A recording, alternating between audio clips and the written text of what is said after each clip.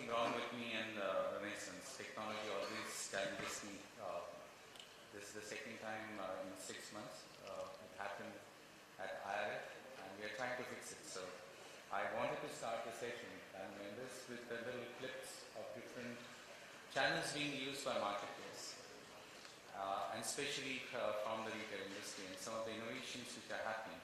But I thought I'll start off by showing you some of the innovations done by great retailers and the manufacturers, which fascinated my eyes. And I thought I'll share some of these things. A watch manufacturer in Europe used the belts in the buses and the metros to advertise for their watches. McDonald's used zebra crossing very effectively to market their French fries. KitKat did a brilliant job using the benches in the gardens or by the street side. This other ad, I think it's for all of us. Economy sucks. And what the politicians are doing to all the retailers here, that's very evident from that ad over there. This was something during recession to motivate the customer to come into the shops and buy goods. Nivea, I know I have a panelist from Hindustan Lever, but something, and we did talk about Dove yesterday a lot. HUL didn't spare a minute. They used a full time to advertise their products, and please, by all means, go today because it's a session on marketing. So, floor is yours. But what Nivea did was absolutely brilliant. Just use the sofa to just indicate what they can do. Another nail paint, which is something which is very popular with the ladies. Another very innovative way of showcasing your product. I have a great panel here because it's a combination of somebody who started the business using televisions, and Sandeep, thank you for that. Because when I want to watch my TV, I'm lucky I have 2 separate TVs. Thanks to your channel, I can keep my wife's mouth shut and I can watch the sporting activity I want to watch. Because you keep busy, with the wonderful remote she has in her hand, and she can shop when she wants. So I have Sandeep here from TV18. I have Duncan, who has come all the way from UK. There is a child in all of us, and he does the business of toys across UK. They're the largest retailer. They sell the great branded toys, but also they have their own private label toys. I have my partner in business who has helped me to make chromaretail.com profitable from eBay. And thanks, Latif, thanks for coming and joining the panel. eBay has done a wonderful job. Keeps my son equally busy because, again, he's off my back, gets some great deals, and many times challenges me saying that, Dad, I'm getting better deals on eBay than what chromaretail.com has to offer. Hindustan Lever, I think this should be IRF-Hindustan Lever Conference. Welcome again. Mr. Tiwari has done a wonderful job in his career at HUL, but he will talk more about how HUL, which has been one of the greatest institutions, if I can call it as an institution, in this country, has used multiple channels to reach out to their customers, and if you can elaborate on how we have done that. And I have also a loyalty partner here. Tatas have done a tie-up with them, and hopefully we should have a loyalty program soon. But my question to you, and I will set the cat amongst the pigeons, is that loyalty program for me is very different. And when we're talking about channels and marketing is one subject. Everybody has an opinion about it, but loyalty is something different. And for me, loyalty is something, and without disturbing anyone's religious sentiments, and I have great respect for some of the gods and places I'm going to mention. Siddhivinayak Temple doesn't run a loyalty program. No, why? Tirupati Balaji Temple doesn't run a loyalty program. Haji Ali Dargah doesn't run a loyalty program, but yet millions of people want to go and visit that place. you hardly get a fraction of a second in front of your deity, but you feel possessed, you feel great, and you feel very loyal about it. That you want to go back to Tirupati Balaji because whatever mannat you had asked for is fulfilled by the God, and you want to go back. I want to know how many of us here as the retailers run a loyalty program of that kind where customer feels so great that he wants to come back to you time and again. And I was sharing it with the panelists before we started the discussion. Many times on the shop floor, when I intercept customers and I ask customer that, why did you come to Croma? I don't see a bag in your hand or a cash memo. And when they say that I came here to see what was new in technology, I think we have created as a retailer a brilliant job in loyalty. Because if customer thinks that if there is something new in technology, it's at Croma, it's a brilliant position to have. So we will discuss at length, gentlemen, about the loyalty as well and what you feel.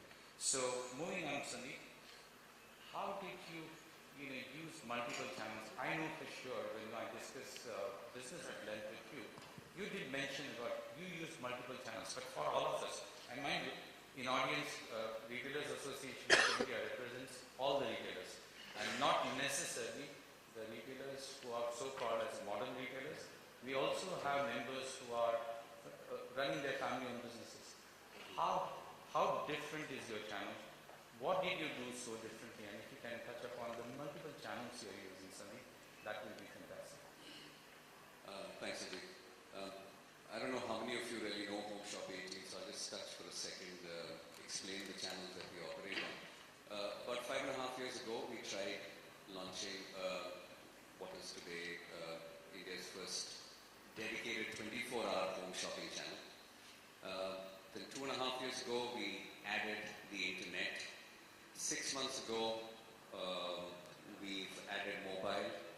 And now we are also testing a virtual retail wall. I don't know how many of you have passed through T3, the Delhi airport, and you will see this wall. So fundamentally, the objective behind doing all these multiple channels was a very simple one.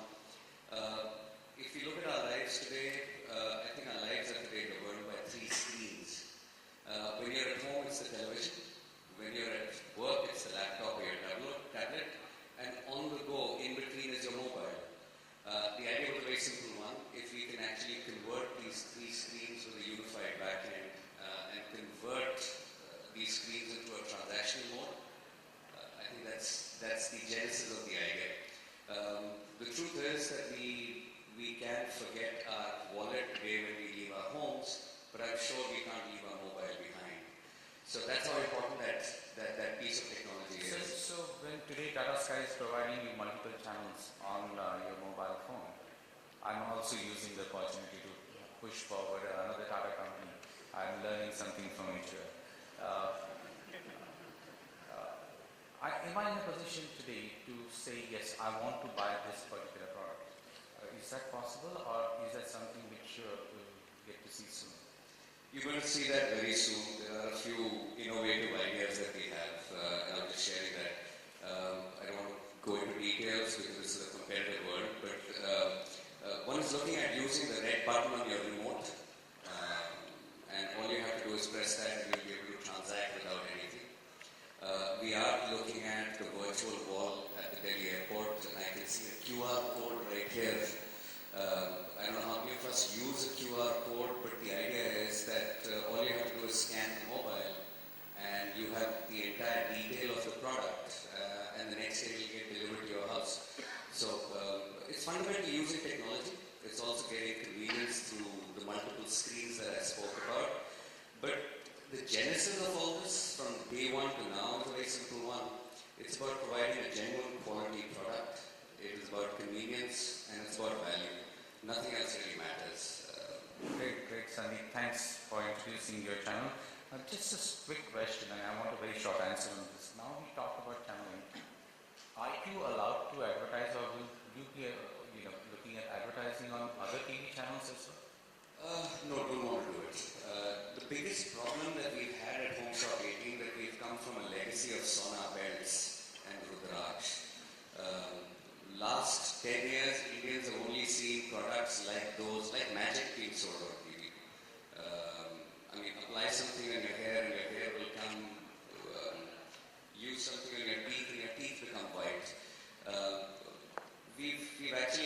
legacy of pretty crappy products. The idea was to only sell a genuine brand, a genuine product, a product that comes with a guarantee. And I think that's what we're going to stick with. So we're not going to be selling on other channels because then it's going to be looking like those which are dubbed bad quality versions. We're the only ones with a 24-hour channel, so why do we need to go anywhere else? Fine. I will try and summarize what our panel members are saying, but at the same time, this is little advice for the retailers. You need to be careful about selecting the channel. Most of the organized retailers have marketing teams, but if you are running a family-owned business, you need to be careful in which channel you want to put your bet on. And talking about technology, nothing better than Latif here. Latif, you guys have provided us a fantastic platform. Doesn't matter what kind of a retailer you are. And what I appreciate about eBay is that you don't differentiate us saying that you are a modern retailer and you are a family-owned business. You provide us a great platform to perform. So can you just talk a little bit about eBay and how eBay can be used by any retailer to sell their products on your channel? I think that will help this audience here. Thank you. So I'm sure many of you know about eBay and sort of our heritage globally. But in India, we have been around for about 9 years. Today, we have over 5 million registered customers, 2 million of which are active. We have presence and we have reached 4,306 towns and cities in India. And at any point in time, we will have more than 2 million listings live on eBay. And the thing that you talked about is we provide a platform. And the reason we have been very successful in India is because we don't compete with our sellers. So whereas there are other models that are hybrid or they may for the time being be a marketplace, we are a marketplace and we have been a marketplace for the last 19 years. So just before the conference started, I was talking with Ajit about our business that we do together. Yesterday morning, I spent my entire morning in Dharavi, talking to some of the smallest leather merchants you will see who actually are building jackets and are selling these products to customers all over the US, Europe, Eastern Europe, everywhere in the world. eBay has customers across 201 countries worldwide. And so what we do is we don't compete with our sellers, but we provide a level playing field. We provide the same platform for a Chroma, and it's the same platform for the small shanty that I went up, which had a vertical staircase, and I was scared I would fall down. But it's the same platform. And I think that's our business model, and we've been very successful with it. Talking about Dharavi and how great those leather or the apparel manufacturers are, I'm part of Australia here in Mumbai. The government of Australia runs this particular program to support various manufacturers, and I work many times with them when they have the visitors. Part of Australian tourism, visit to Dharavi for the Aussie tourist is something which is mandatory, which shocked me. But people actually go in batches of 10 or 15 tourists. It's a guided tour, and I think the credit goes to the marketers over there. They have done a brilliant job without using the eBay. So there are ways and means of marketing your product without using the technology, because technology can be scared. And I just want to give you an example. I came across a Japanese gentleman. He bought a great iPhone for his wife and left that in Japan. His 2 8-year-old and 6-year-old daughter and 8-year-old son somehow managed to crack that password. And they went on hitting buy on iStore. And poor guy ended up getting some 2.5 lakh worth of bill sitting in India, and he was wondering why the hell his account is constantly leaking. So technology can be dangerous.